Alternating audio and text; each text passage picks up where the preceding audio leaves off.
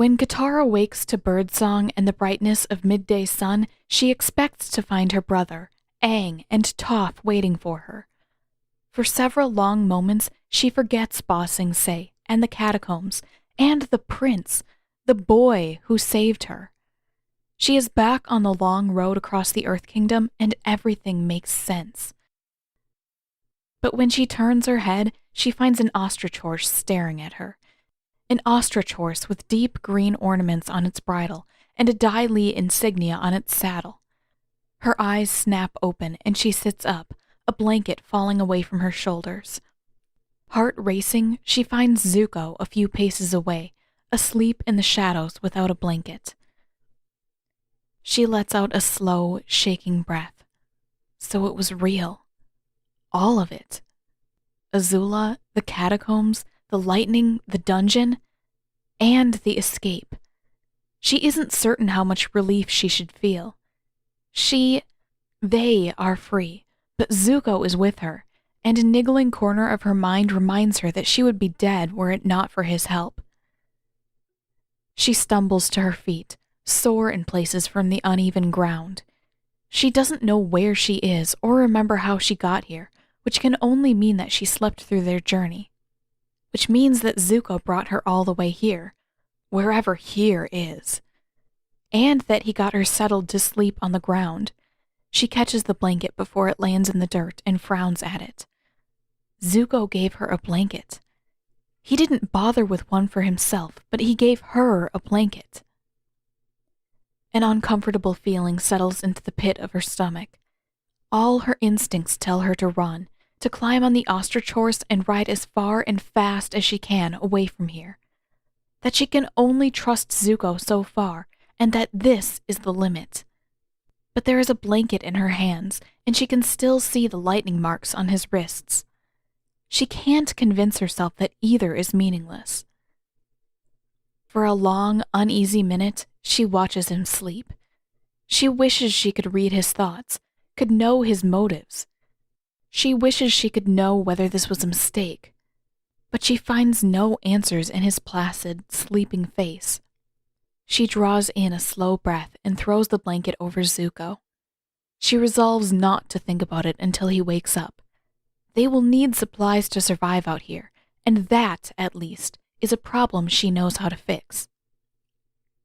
She rifles through the supplies tied to the saddle, another blanket, a small tent, a few Dai Li shirts, too big to fit either of them, twin swords, a knife, 2 canteens, and a package of grayish lumps that might be some sort of biscuits.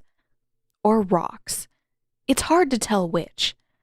Katara makes a face at them. If they are supposed to be food, she'd rather do her own foraging. It isn't long before she returns to their meager camp with both canteens filled and a few apple-like fruits tucked in her pockets. The ostrich horse gives a squawk of greeting, and Zuko stirs. Katara freezes in place and clutches the canteens as she watches him sit and rub his eyes. For a moment, he appears baffled by the blanket twisted around his arm and simply stares at it. The bewilderment deepens when he meets her eyes. Katara? His voice is soft and hoarse. You're here? She draws a deep breath and nods. You brought me here. No, I meant... Zuko stops and shakes his head. Katara doesn't have to hear the rest of the sentence. You're still here. You could have left, but you're here.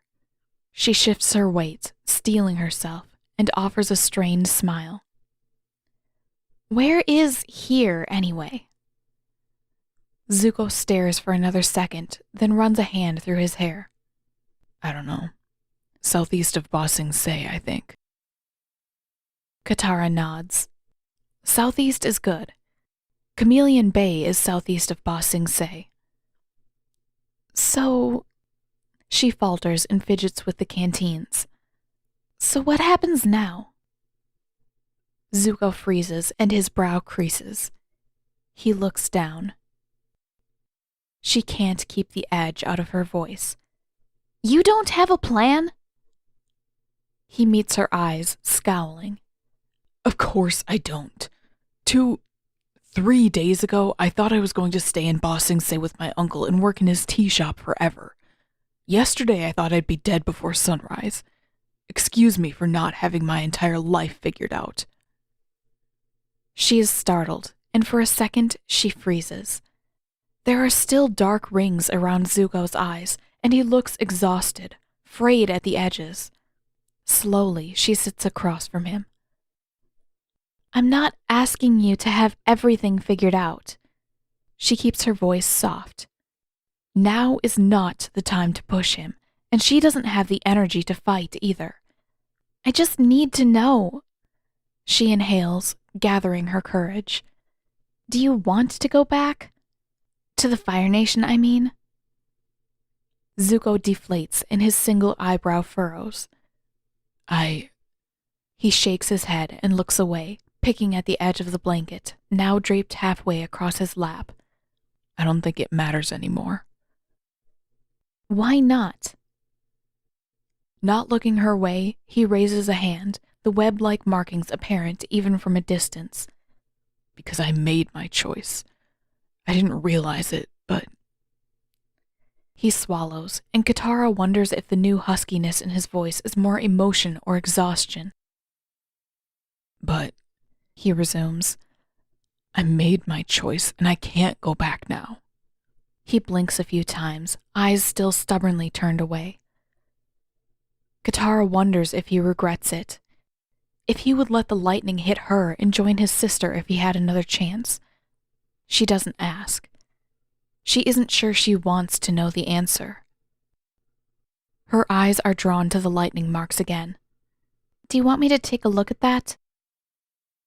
His gaze goes to the vial hanging like a pendant from her neck, and her face heats. Not that! She fumbles to tuck the vial away where it belongs. Not right now. I'm sorry. It's just, I don't think I got enough sleep to try anything like that. His reaction isn't quite what she expects. He doesn't seem upset. Or angry. But a bit of the tension in his face drains away, and if she didn't know better, she would think that he was actually relieved beneath his carefully cultivated frown. She doesn't dare to ask about that either.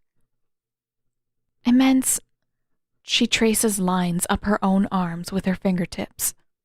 The lightning marks. Zuko's brow furrows again, puzzled this time. Oh. He looks down at his hands and clears his throat. They don't really hurt. Katara scoots forward. What does really mean? She grabs his hand to study the pattern etched into his skin. He inhales sharply, and Katara frowns up at him. If they hurt, you have to say so. His eyes are wider than she's ever seen them, and he shakes his head. It's not... They don't hurt. They just sting a bit. Well then, tough guy, Katara says, still grasping his hand. Either I can take 2 minutes to heal them completely, or you'll just have to live with them stinging a bit until they heal on their own.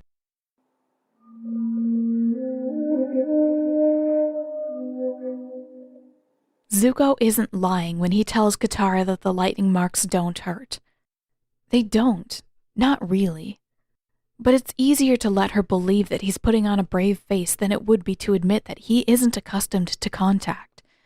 That even a slight brush against his arm feels strange and foreign and, with anyone else, even wrong. That her touch sends a small shock along the lightning's path, but it's somehow anything but painful. He grumbles and grumps, but he lets her try her hand at healing the lightning marks. He expects nothing.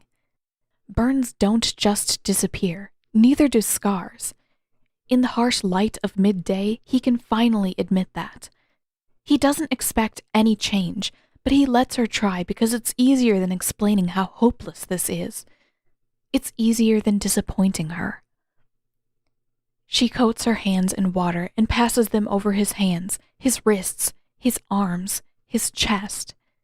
He expects the stinging, the uncomfortable tingle to linger, but the marks wipe away as easily as chalk dust, taking the discomfort with them.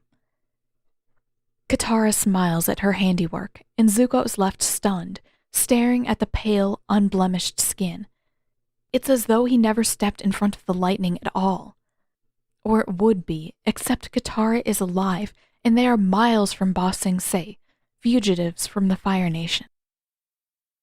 If she can do that, he realizes with an uneasy jolt, maybe she's telling the truth about her little blue vial. Maybe she could really do it. Maybe she could wipe his scar away. His stomach turns, and he tries not to think about it. By afternoon, after a meal of fruit and water, Katara refuses to touch the stolen Dai Li provisions. They are finally rested enough to move. Zuko doesn't feel much like traveling. He knows that they can't stay long in their little hollow at the base of the cliff, not with Azula hunting them down, but he has no destination this time. He is adrift. There is nowhere left for him to go. He wishes that Uncle were here with his tea and his proverbs and his advice, but Uncle is back in Ba Sing Se, probably enjoying the newfound quiet in their little apartment, playing Pai Sho and drinking exotic teas. For all Zuko knows, Uncle might not even miss him. Uncle might be glad of his absence. Katara, though, seems to have a destination in mind. She won't tell Zuko where she is leading them, and he doesn't ask. He knows better than to expect an answer. They are enemies, he reminds himself again and again. She has no reason to trust him with her plans. But although she hasn't invited Zuko to join her, she neither pushes him away nor tries to disappear. And with the lightning marks healed, with nothing left to leave her in his debt, he can't understand why.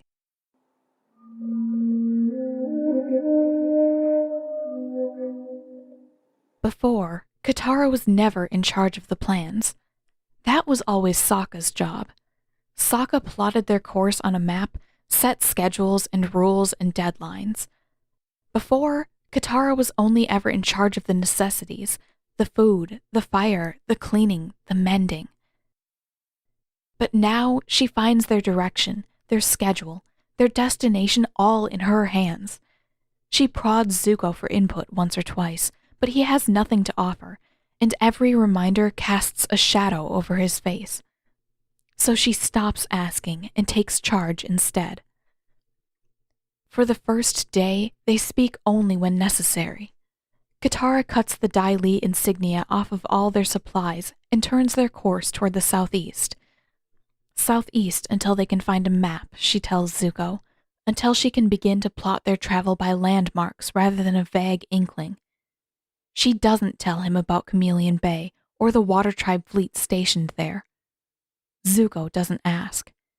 And although she knows where she is going, she tries not to think beyond the next day, the next hour.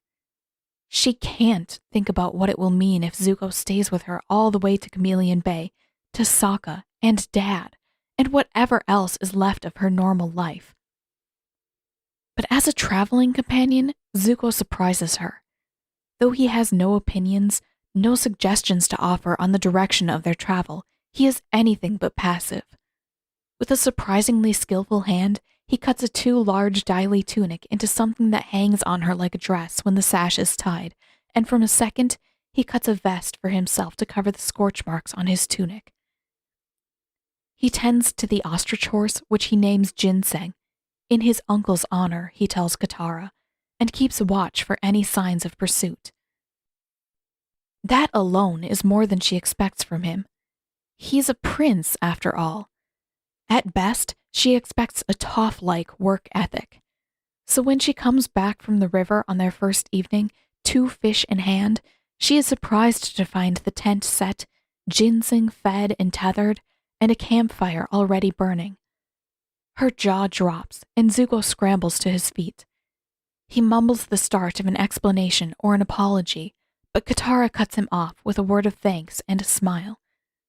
Zuko doesn't smile back, but the tension in his expression, in his limbs, eases a bit. He nods once and turns to tend the fire again.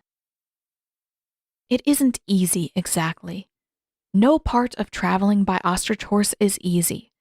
And as much as Katara is grateful for the creature's speed, there is nothing comfortable about its gait, and although their provisions are meager, there is no space to add anything more. For that alone, she misses Appa. He could carry 3 times as many people and enough supplies to last a month.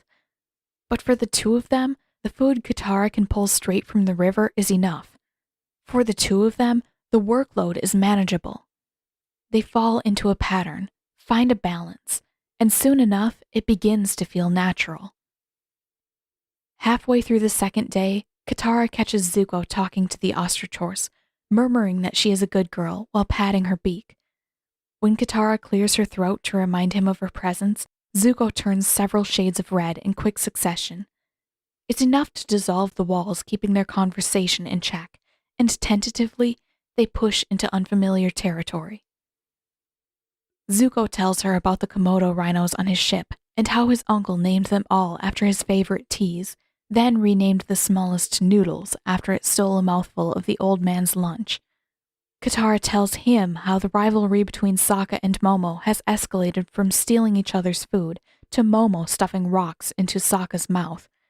She discovers that Zuko is funny in an odd, sarcastic way, and she even catches him smiling once or twice. He has a nice smile. A very nice smile. She tries not to think about the way it makes her stomach flutter. She tries even harder to keep from thinking about how comfortable she feels tucked against his back on the ostrich horse. They are traveling companions, nothing more. Day by day, their companionship deepens until it begins to feel more like a partnership. Traveling with Zuko, being with Zuko, is easier than she could have ever expected. Or it would be, had she ever considered the possibility of traveling with him. They help one another. They protect one another. But day by day, it grows harder to keep from telling Zuko her plans, to reconcile the present with the future she knows is coming. Every day, Chameleon Bay grows nearer, and the little vial of spirit oasis water weighs heavier around her neck. She knows the choice she'll have to make. She knows that she can't stay with Zuko forever. Her family, her friends, the war all need her. She doesn't want to leave Zuko behind, but she will not lose what she's been fighting for her entire life. She plays with the vial and racks her mind for another option.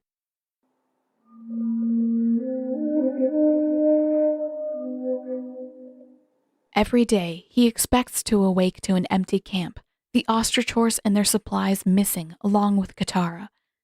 But every morning, she is there, curled up and sleeping barely an arm's length away. Every morning, he breathes a sigh of relief. He doesn't expect it to last. Sooner or later, she will leave him behind. But some deep part of him, the part that still clings to hope against all reason, feels like this is right, that somehow he has found where he belongs. He shakes the notion out of his head. Katara's kindness is only temporary. Even though they talk, even though they grow more comfortable with one another by the day, he won't delude himself about that. She'll drive him away eventually, and the best he can hope is that she waits long enough for him to find his own path first. It isn't her fault that the idea of striking off on his own makes him more uneasy by the day. She shouldn't have to carry that burden. So he keeps quiet about it and does his share of the work, more when he can. If he's lucky, he might buy himself another day of her company. The full moon rises, and they sit side by side, watching the dying embers of their campfire. From the corner of his eye, Zuko watches her fidget with a little blue vial hanging from her neck. She hasn't mentioned the spirit water or her offer to heal his scar in days, and he is oddly grateful for that. But the fidgeting has grown more frequent, and every glimpse of it turns his stomach to uneasy knots. The moon is full. He gives a small grunt of acknowledgement and pokes at the fire. Katara pulls the string over her head and turns the vial over in her hands. I know I should have said something sooner. I haven't forgotten. Her eyes turn up toward his, and there is a familiar tug in the center of his chest. Agni, he needs to make that stop. I've been thinking about it, and if I'm going to try this, I need every possible advantage. I've never used water from the spirit oasis before, and I've never tried to heal a scar. I don't even know if it's possible, but if it is, I need my bending to be at its strongest. His mouth goes dry, and he stares at the faintly glowing coals. Zuko? Her voice is small, uncertain. He swallows and nods. I'm listening.